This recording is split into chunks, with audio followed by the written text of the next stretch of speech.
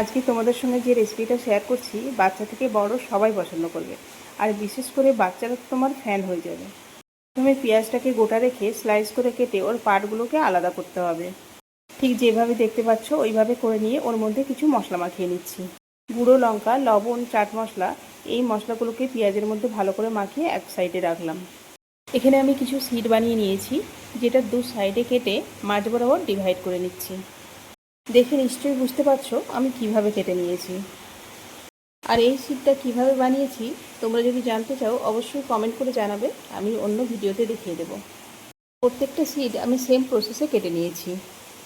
পার্টটা মাঝ বরাবর ডিভাইড করেছিলাম, সেই দুটো পার্ট নিয়ে একটার উপরে আর একটা রেখে, পার্ট দুটো মাঝ বরাবর না রেখে সামান্য ছোট বড় রাখতে হবে, মানে উপর দিকটা সামান্য ছোট করে রাখতে হবে।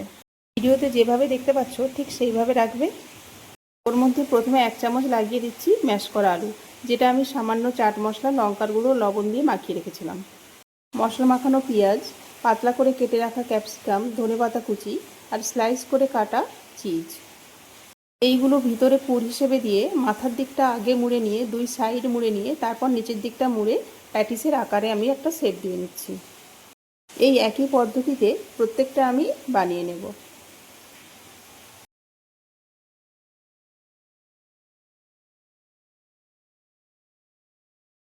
এই কাজটা শেষ করে গ্যাসের মধ্যে একটা ফ্রাই প্যান বসিয়ে প্যানটা সামান্য গরম হলে সাদা তেল সামান্য পরিমাণ দিয়ে ওই প্যাটিসগুলো ওর উপরে ভাজার জন্য দিয়ে দিচ্ছি।